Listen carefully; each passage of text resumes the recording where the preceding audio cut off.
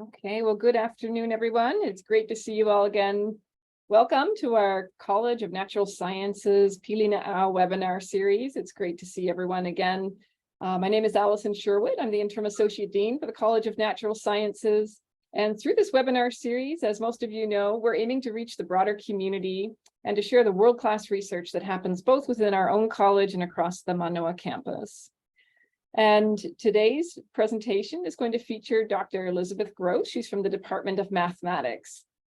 One quick note before I get into the bio for Dr. Gross is that we are having some issues with the weather today and some unstable electricity. So if we happen to cut out from a power outage, just be patient. I will open everything up and we will resume where we left off as soon as possible after power is restored.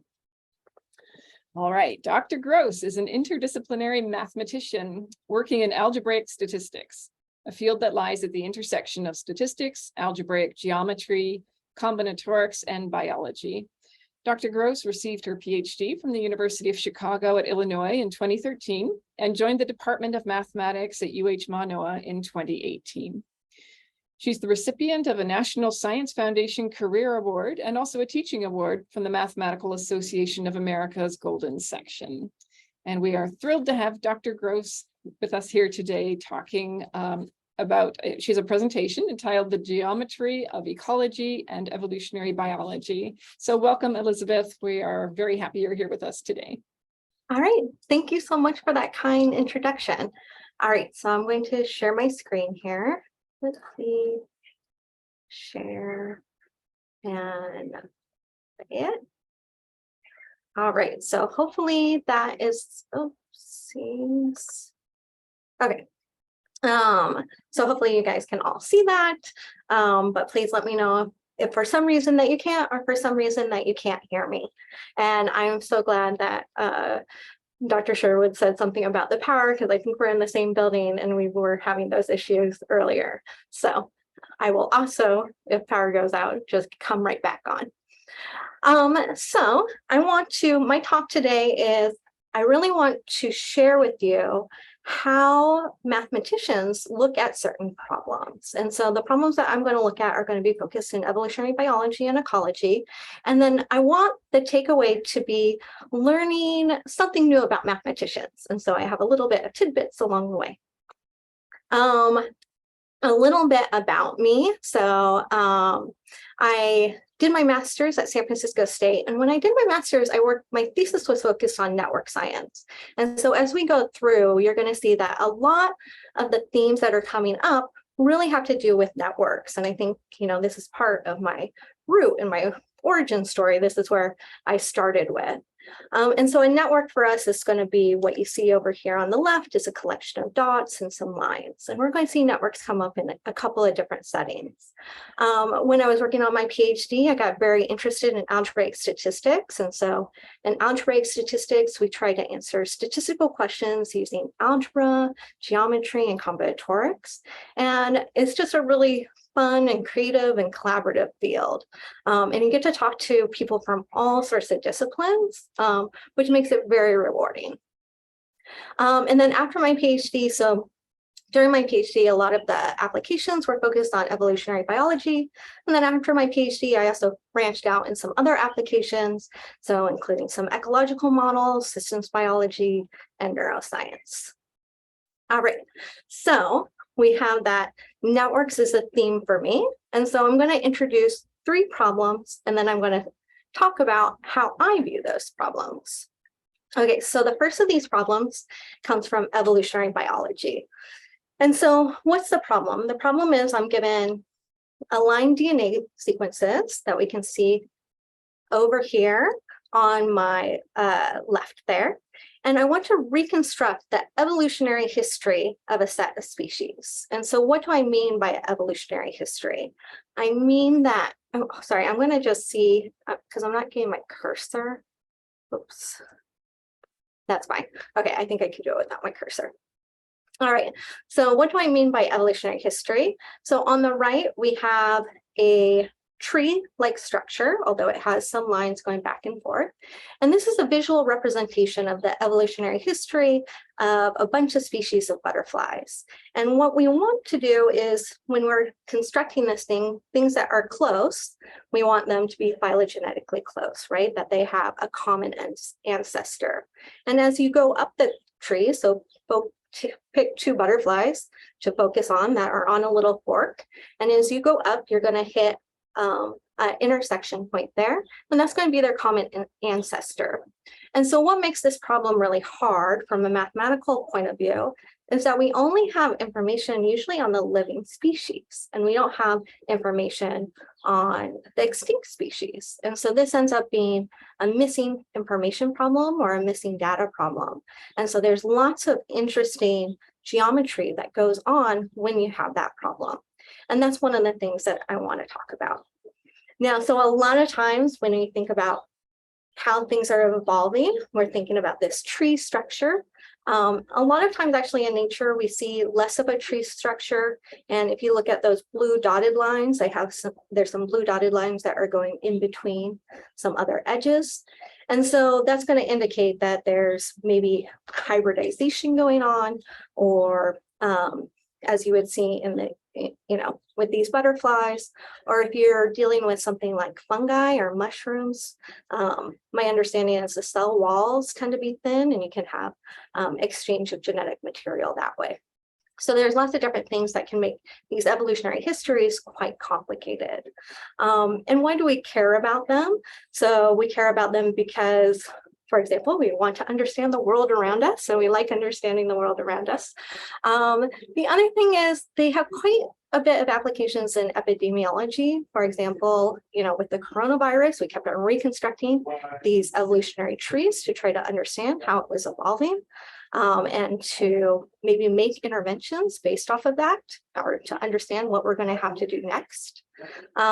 They're also very helpful in conservation. So there's been some studies that if you're doing a restoration, planting things that are phylogenetically diverse, meaning far apart on the tree, leads to hardier restorations.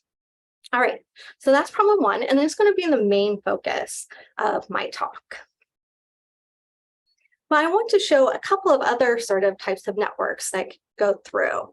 So you can look at this other, this is a picture of a network from this paper by a group of ecologists, that they were really looking at how climate affects life cycles of birds, and they focused on these Hawaiian honeycreepers.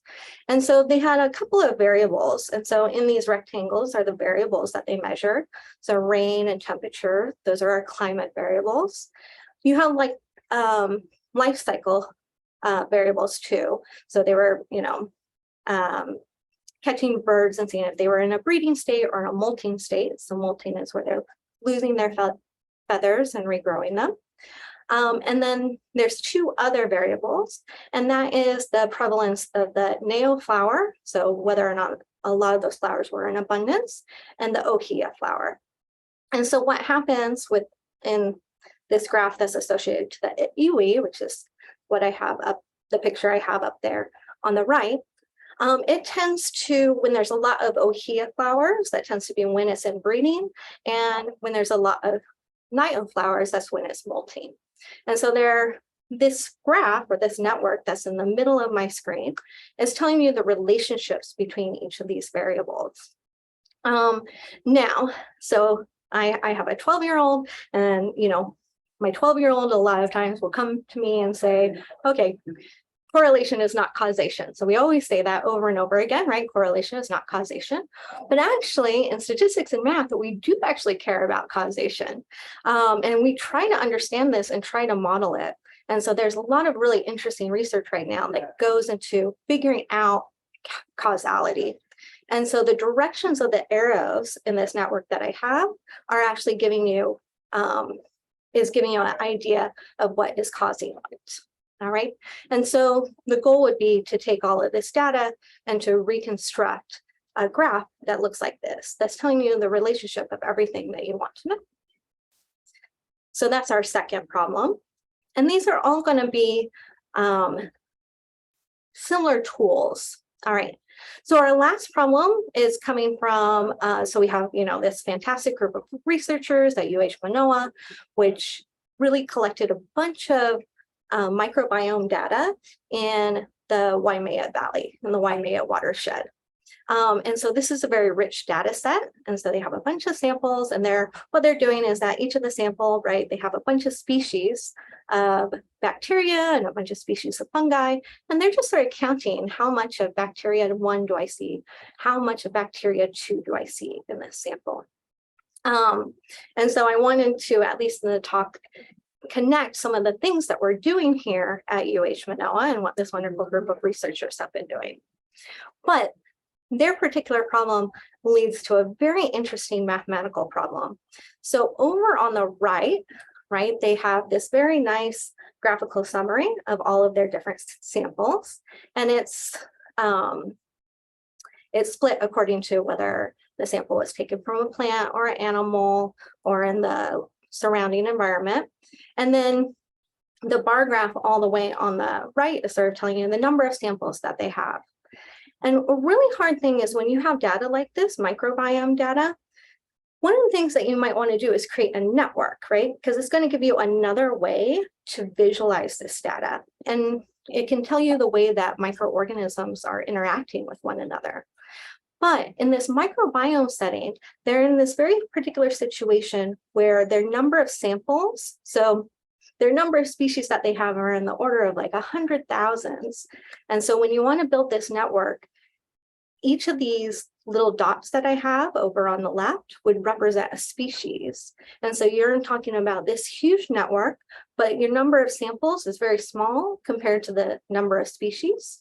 And so, in statistics, we can imagine more data is always better, but can you actually do this problem if you have less data? And we'll see that there's surprising geometry involved there.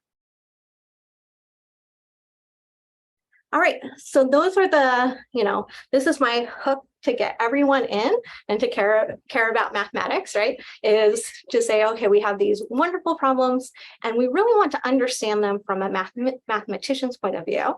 And I work a little bit in geometry. And so I want to understand in each of these problems, I want to understand shapes, and I want to understand shapes that we can't see. And why can't we see them? Because they're very high dimensional, right? And I want to give you tools on how do we understand shapes that we can't see. All right, and so this is going to be my adventure into the tools. All right, so I'm going to first start with this is a picture of a 5-foot great white shark. So when my son was 5, he put down, this is about like 2 pieces of construction paper to get the size of it from my finger to my elbow, right? And he laid it on the ground and he said, this is a 5-foot great white shark. And then he ran into his room and he pulled out this ruler and he said, this is how I know it's 5 feet, right?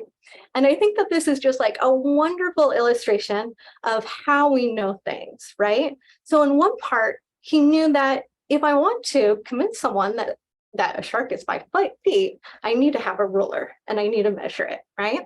And this is what he constructed. Maybe the part where he didn't quite understand is that measurements need to be standardized, right? We all agree on what a foot is, and maybe this doesn't match it. And so in fact, the picture behind me is his 5-foot great white shark. So this is my introduction into how do we get to know things.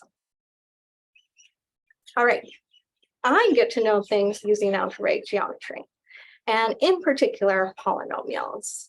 And so my sell to everyone here who's coming from different fields is, I promise you, you have seen some idea of algebraic geometry before, all right? And where have you seen it?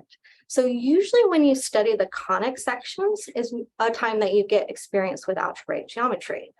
So if we remember our conic sections, sometimes they appear in high school or maybe college algebra. We have 4 conic sections. We have a circle, an ellipse, a parabola, a hyperbola. We spend a lot of time going through the formulas for each of these shapes, right?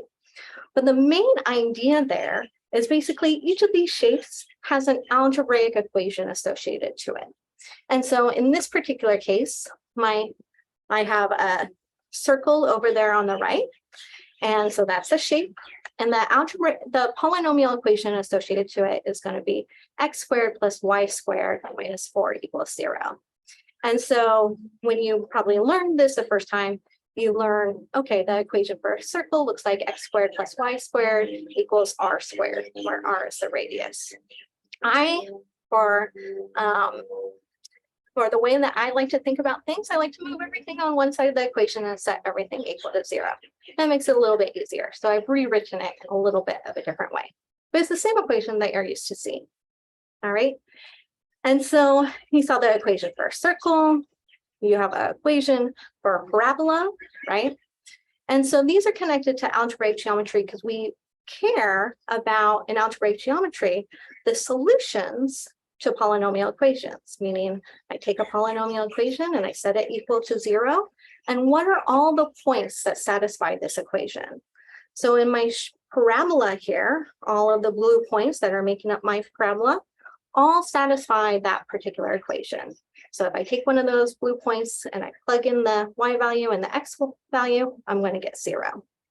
And so this is a wonderful way to understand shapes when I can't visually see them. And so,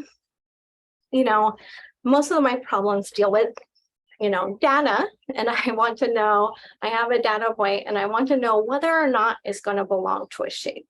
And so we had these two shapes that I just put up on the board, and now I have a point. I have this point 2, 2. And so how do I know which shape it belongs to? Well, in this particular case, I'm in this two-dimensional setting. I can draw both of them and I can just visually look, right? I can look and can say, oh, okay, that point 2, 2 belongs to that parabola or that blue curve, right? But what if I don't have access to either of those? So another way that I can see which one it belongs to, I can just plug in that point. And so I plug in 2, 2 into my equation for the parabola, and I can see that I get 0. And so I know that it belongs to the blue shape here. And so we're going to take this idea and move it to higher directions. And I'm just going to take a peek.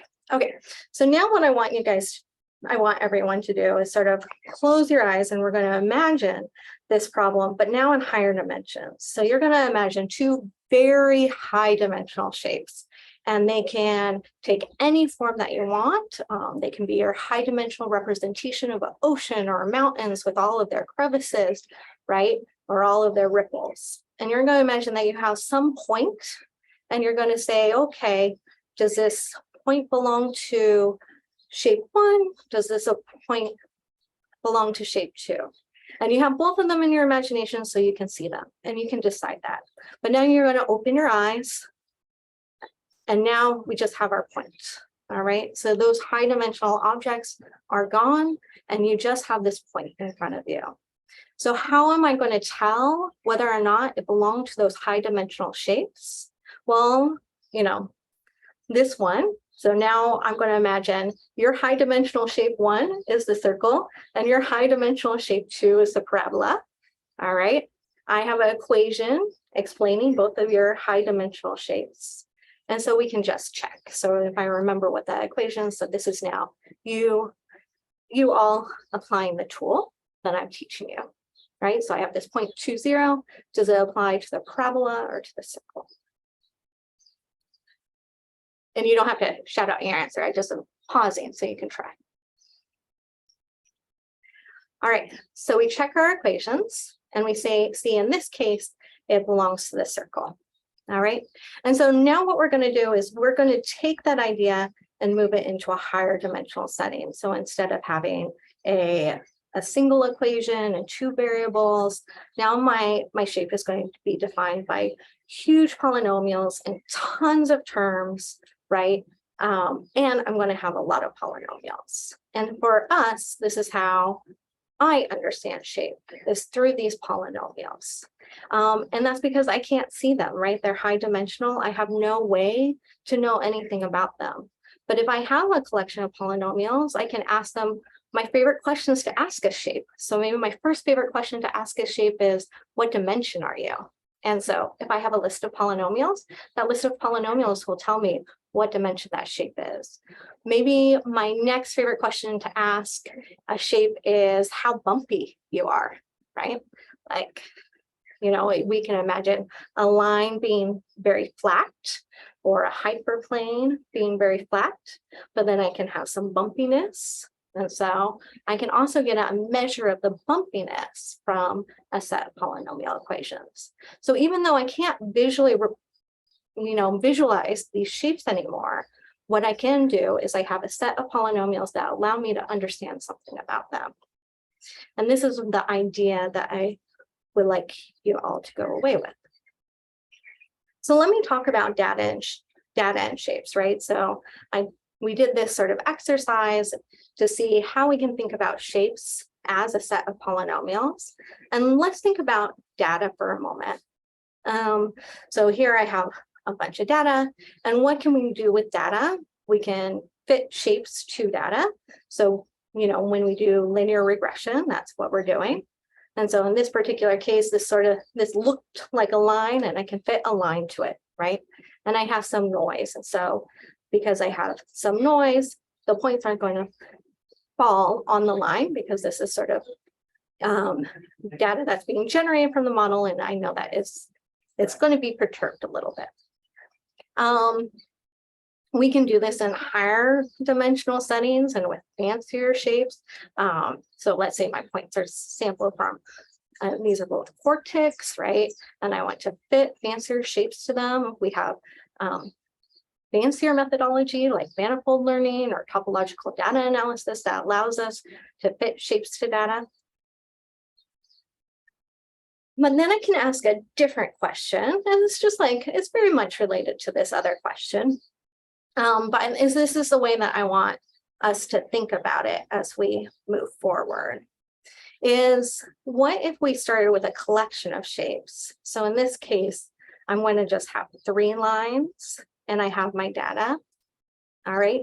And then I can ask the question, which of these shapes best fits the data? And in this case, I can see it.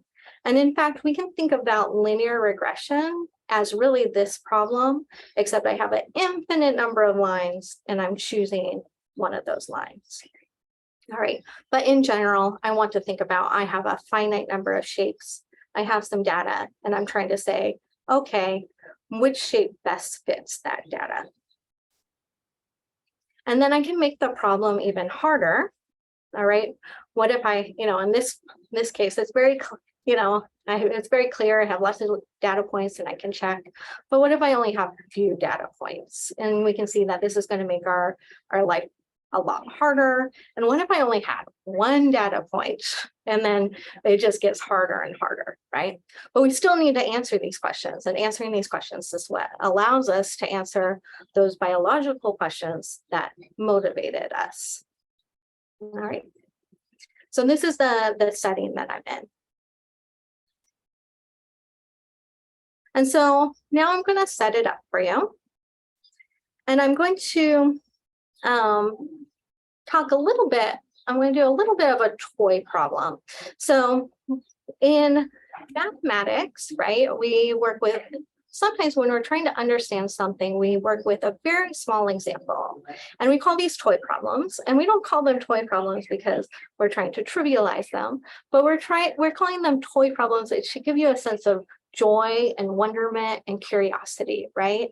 That I have these very small things and I want to understand how they work. And if I can understand the very small things, then it allows me to understand the bigger things. And so in mathematical research, we always sort of start with the smaller things. So that's what I'm going to do here. On the left here, I have a phylogenetic tree of the Hawaiian honey creepers.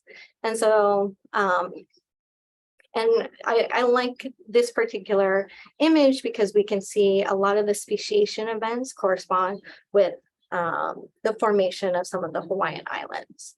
And so the Hawaiian honey creepers, the beliefs that they're, the idea is that their common ancestor is related to Asian finch. And somehow,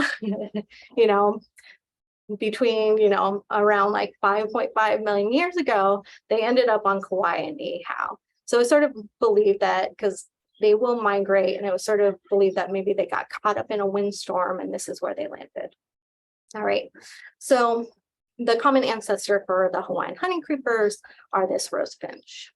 And so they first landed in Kauai and Niihau, and then about 4 million years ago, Oahu was formed. And so these Hawaiian honey creepers are a fantastic illustration of what we call adaptive radiation, where they sort of then went to the next island. They each sort of developed a niche in that island. And then as more islands formed, they would have maybe gone to Maui.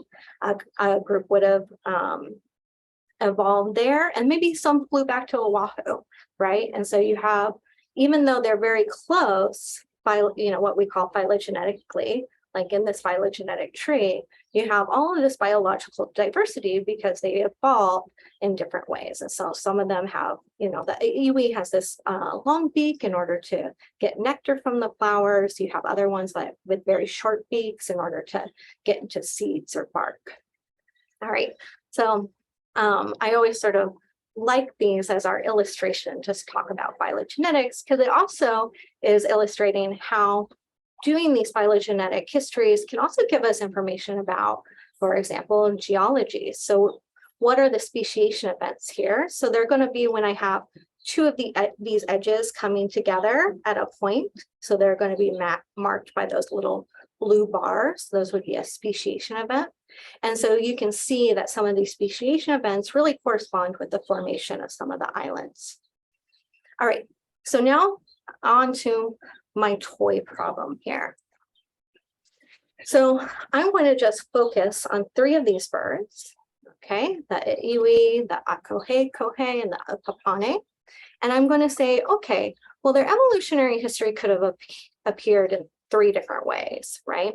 So I can pick 2 of them to have a common ancestor. And then all 3 of them would have the same common ancestor. So I have over here on the right, I have 3 different trees that I could choose from. And so I'm going to use this as a way to illustrate how we think about doing this problem from a geometric standpoint. All right. Now, when we're, the things that I'm thinking about aren't necessarily trees. They might be, I also want to take into account things like hybridization. So they're going to be a lot more complicated than this, but this is going to be my starting point. And so we want to choose the correct tree here. And what happens is each of these trees is going to correspond to a statistical model. And a statistical model, we're just going to think about it as a shape in space, because that's what it is. It's really a collection of probability distributions. It has some shape to it. It has a dimension. It has a degree. It exists out there in some higher dimensional space, and I cannot visualize it, right? But each of these trees has a different shape associated to it. And I have a data point, again, living in this higher dimensional space. And it doesn't lie exactly on any of those shapes, right? Because as a data point, it has some noise, so it lives a little bit off of one of those shapes. And I want to choose which of these shapes it belongs to. And so just to give you an idea, like I'm drawing ellipses, I'm drawing these like very cartoonish shapes, but these might be really complicated things, right? So I'm simplifying the problem so we can understand it, but have a sense that these might be they're going to have funny sort of ridges to them and so forth. Oh. Okay, so I'm going to go back to this picture. So now if I did want to do statistics, so what I would do is I have this data point and I'm going to choose the shape that's closest to it. So usually in statistics, closest, we have different meanings of closest. Finding the maximum likelihood estimate is one idea of closeness. I could just figure out what's the closest in Euclidean distance. I have lots of different measures, all right?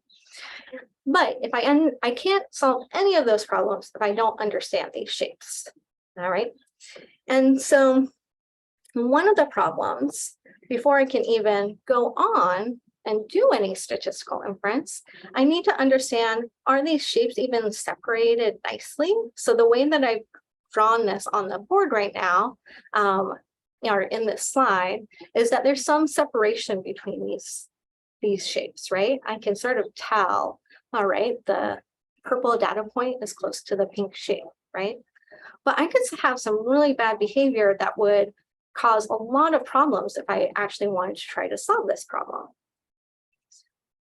So this is one form of the bad problem that I could have. I could have all of these shapes are the same, right? And so I have a shape for each of the trees. I'm trying to say, okay, I want to choose the closest shape, but now I have 3 closest shapes. And so that's going to cause a problem. And we call this problem the identifiability problem. And basically, anytime in statistics, if you want to do meaningful statistical inference, you first have to make sure that your problem is identifiable, right? That you can actually do what you want to do. And so, we're going to run into a problem if the shapes are the same for each of the trees. I can have more sophisticated problems too. So this is where they all collapse to one. I can have another one where they're nested. So maybe my shapes are no longer, split apart, but I have this nested behavior where one is nested within the other. And then how am I going to handle it? So these are 2 problems that we want to deal with. And so how are we going to deal with it? And how can algebraic geometry help us? So how we're going to think about it is each history, okay? And for us, evolutionary history is going to be a tree or a network. It has this high dimensional shape to it. And then I'm going to use algebraic geometry. I can't see these shapes, right? And I want to know whether or not these shapes are the same. But I know that these shapes are defined by a collection of polynomials. And so I can say these shapes are the same if the collection of polynomials are the same. And this is how we're going to see whether or not I'm dealing with the same shapes or not. Now, of course, I have some polynomials written here. If I really want to just check that all of these polynomials are the same as all of these polynomials over here, I would actually never be able to say anything because I just don't have the computational power to. And so this is where we really use some sophisticated machinery that we get from algebraic geometry. Okay. And so this is our way to think about shapes, their polynomials, and then I'm going to use some additional tools. And so this is our theorem. And so this is one of my points of this slide, maybe isn't so much to share the theorem, but share a couple of things about how mathematicians share their results. And so one of the things is when we're presenting our results, we usually have a theorem and it will be this statement. All right. And a couple of things that you can learn about mathematics culture, which I sort of like, just by looking at the statement of this theorem, is number one, we're very shy people. And so when we're giving a talk and we have our theorem, we tend to list all of our co-authors, but for our name, we just put our initial. All right. There's something about seeing our name in print, which I think is sort of I get. It reminds me a little bit, I had taken, when I a lot younger and in college, I had taken a journalism class from, basically the local editor of our local news weekly. And he was saying how he loved to see his name in the byline. I mean, this was his favorite thing. And he probably waxed poetic 10 minutes on how he just loves to see in his name in the byline. I feel like mathematicians are a little bit of the opposite of that. The other thing, we list all of our co-authors in alphabetical order. And this is one of the things that I love about mathematics, because you're saying, why do we do this? Is because we live in this world of ideas and we don't feel like any of these ideas can be owned. How do I attribute to one person one idea? The ideas are just out there, right? And it's our work coming together collaboratively that's forming that idea. So it's a collection of a bunch of different, how do we get to a final result? There's probably 100 different dead ends that we go before we get to our final theorem. All right.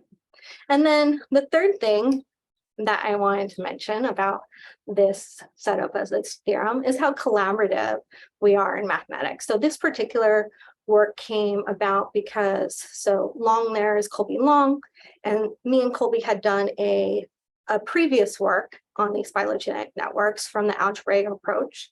And there was a group of combinatorialists that wanted to extend it. And so they had done a bunch of so combinatorics would be working on the graph side, so playing around with those dots and lines.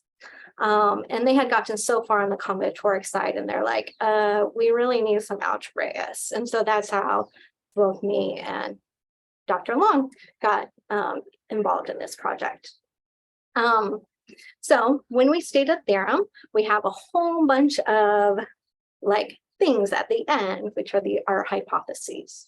So we have a couple of DNA substitution models that we're looking at. I won't explain those, but there's a couple of other hypotheses here. So in order for this theorem to hold, I need my networks to be triangle free, meaning that my network can have a cycle in it. A cycle is a loop, and I just don't want that network to have a triangle.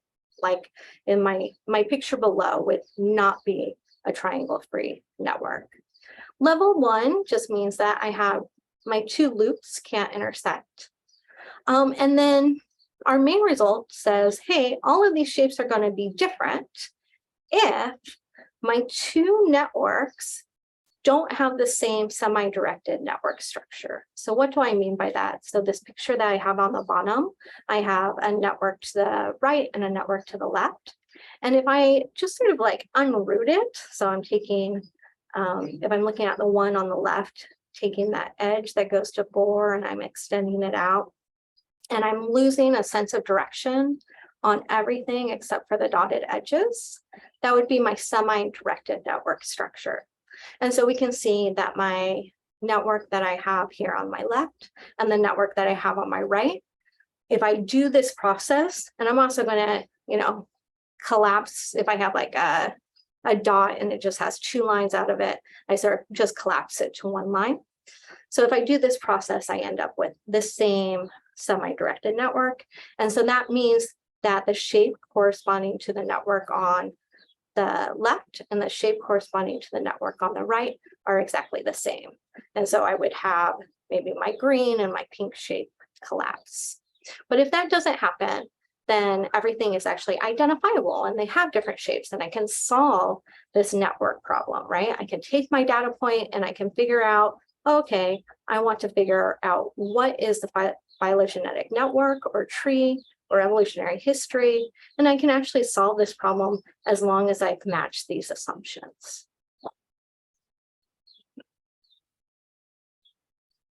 So there was another thing that could go wrong mathematically when we think about shapes. So there was the problem where all of the shapes are the same, right? The other problem is where all of the shapes are nested. And so here I'm going to sort of help guide you through this picture. So here I have all, how you want to think about these.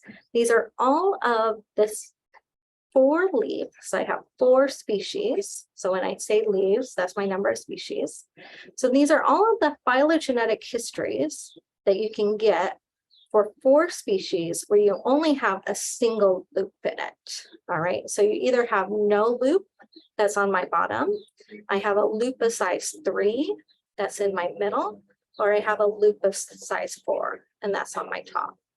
And this is drawn in the semi-directed sense. So I've lost, what might be my oldest species, and I'm never really going to be able to identify that. So evolutionary biologists have like different ways to do that. You're usually using maybe an outgroup or something like that in order to figure out what's going to go on the top of your graph.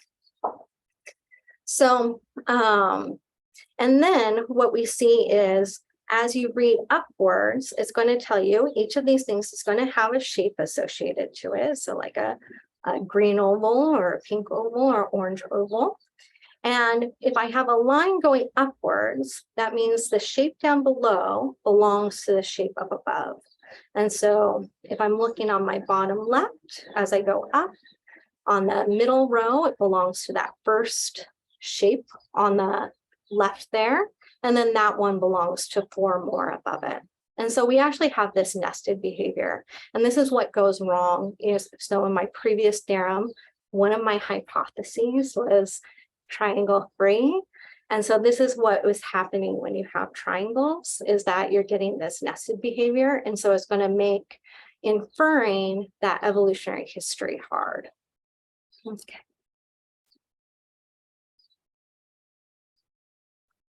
Okay, so that is how we can think about this problem in evolutionary biology using shapes. So I had 2 different problems that I started with at the beginning of my talk.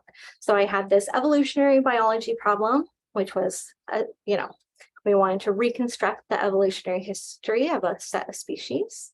I had this other problem that had to deal with understanding how climate affected the life cycles of birds. And then I had this problem taking this really high dimensional data and turning it into a network.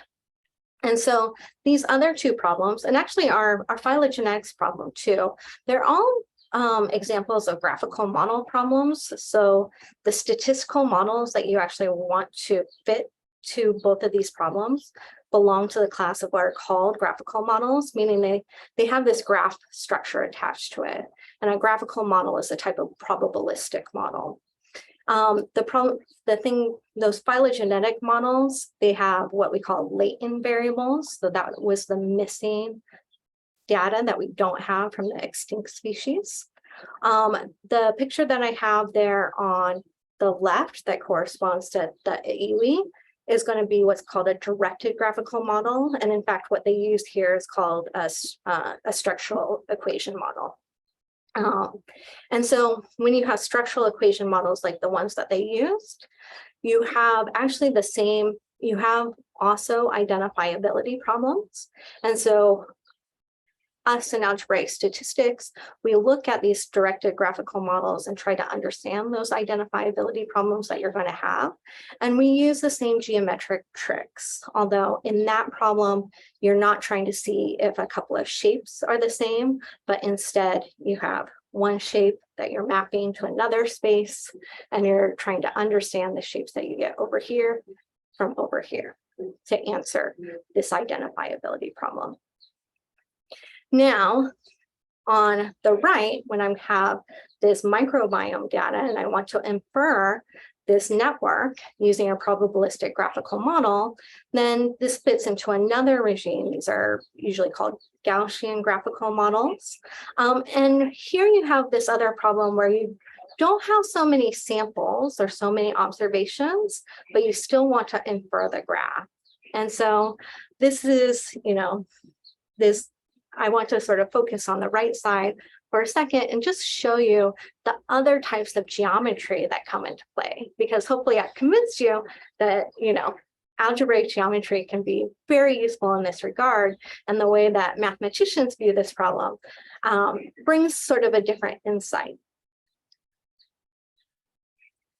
And so I'm not going to explain all of the symbols on here. I just wanted to give you an idea of how we're sort of thinking what we need to do to solve that problem.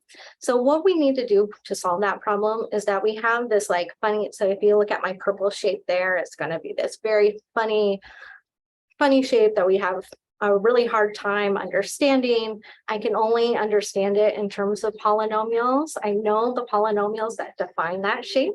So I can tell you, its dimension, its degree, etc.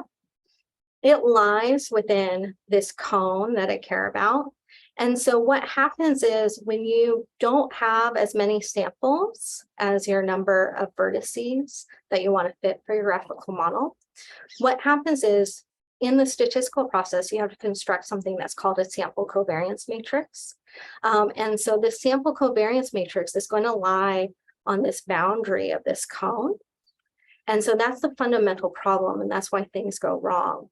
And then you can actually infer it. So if I have less number of samples than my number of vertices, I can solve this problem if that point S when I map it down to another cone, it lies in the interior of that cone.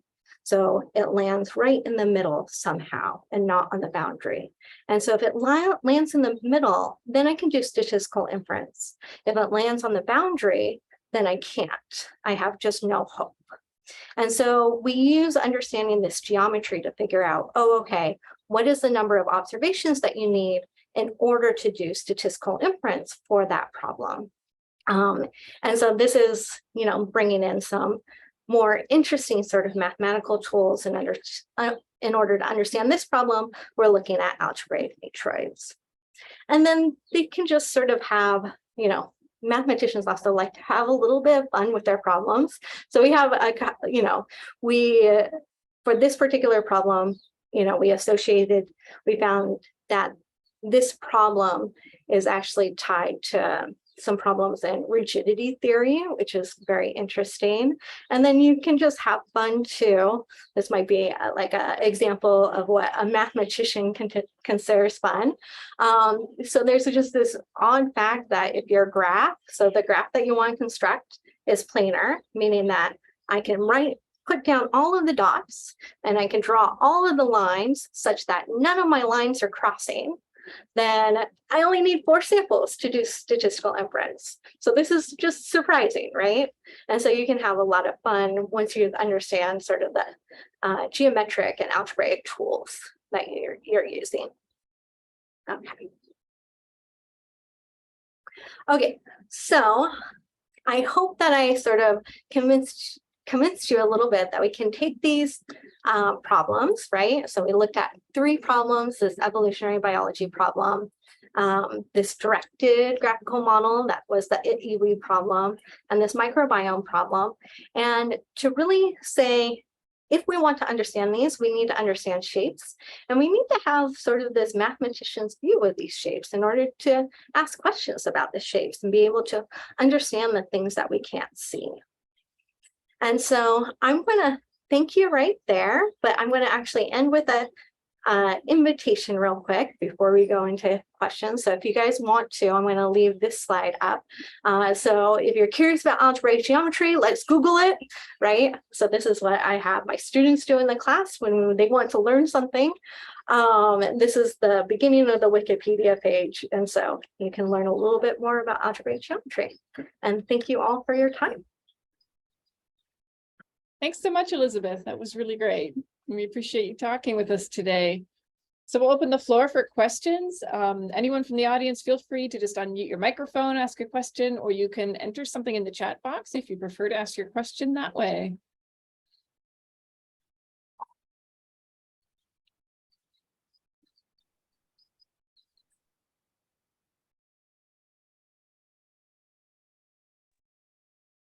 May I have a question? Go Hi, ahead. Elizabeth. So I think in the first few slides, I see some numbers that are associated to the labels of the graph, where you both have negative sign and positive sign. So negative sign means that they have negative relationship. Yeah. Means that they're going to decrease or in proportional, and positive means proportionally related or correlated. Yes, that's exactly how you read them. So I sort of skipped over that part, but these are the coefficients that if I were to do like just a linear regression between those 2 variables, that would be like your slope. So if it's negative, then yeah, it's negatively correlated, and then if it's positive, it's positively correlated. But great question. Thanks.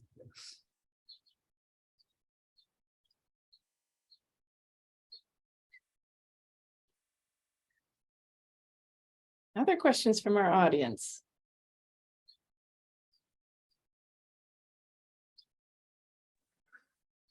Well, I'll ask you something quickly. As a biologist, are there other biological systems that come to mind for you that would be interesting to look at from these kinds of perspectives? Yeah, so one that I do, and I actually have a hidden slide. So hold on a second. Another thing that we find really interesting is from systems biology. So this is a very nice watercolor of a cell here. And so if we want to understand, how cells make decisions, one way that you can model that is with reaction networks, or, trying to understand the dynamics of how the cell is how the signal is moving through. And that's another thing that we tend to apply a bunch of different algebraic a bunch of different tools from algebra and geometry. So maybe I have, this is our nice little schematic of how we think about biological modeling.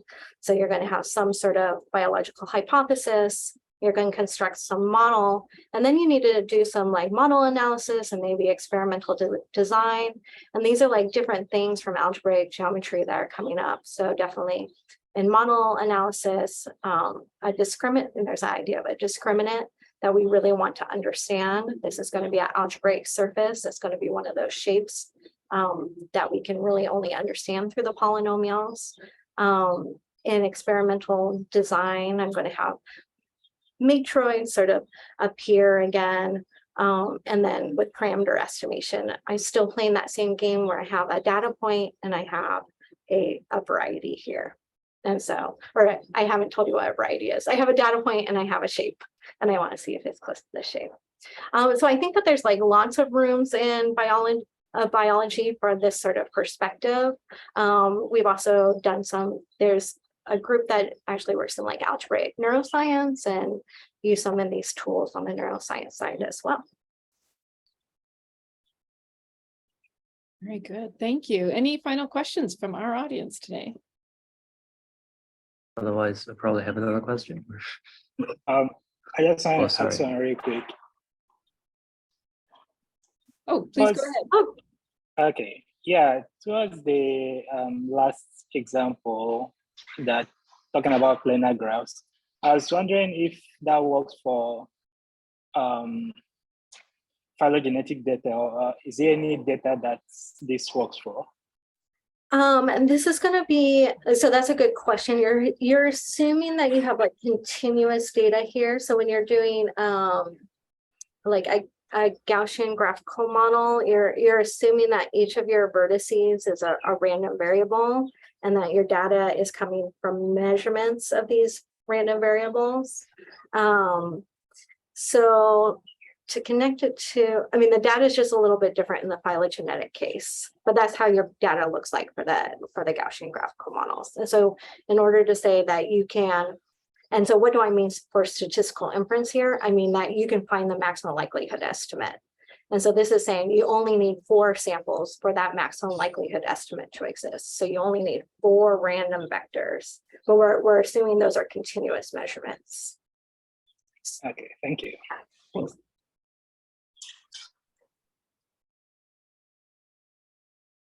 Okay. Do we have any other questions? Yes, I probably have just a brief question.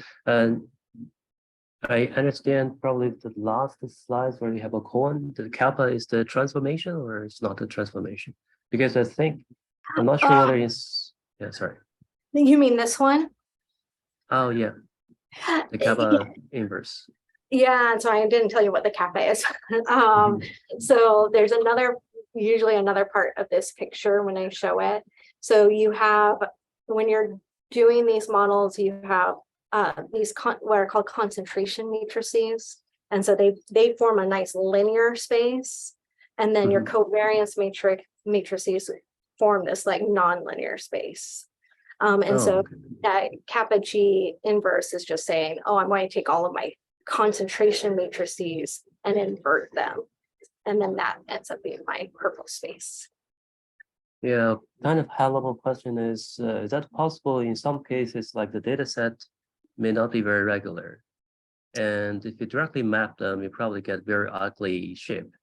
And is that possible? Sometimes you make certain transformations, maybe not even polynomial transformations, so that you might eventually end up with a good shape, which can be characterized by polynomials. I think that's a really good question. In this particular case, we're working with a set shape because it's a set of all possible concentration and covariance matrices. So we don't have the data there. And so we understand what happens under this transformation. But I think you're right. Like if I am just sort of working with the data, I mean, like in the evolutionary biology case, we do have to transform the data there so that we can understand the shape better. And then you can have some weird things happening, of course, whenever you're doing transformations like that. Okay, thanks, Elizabeth.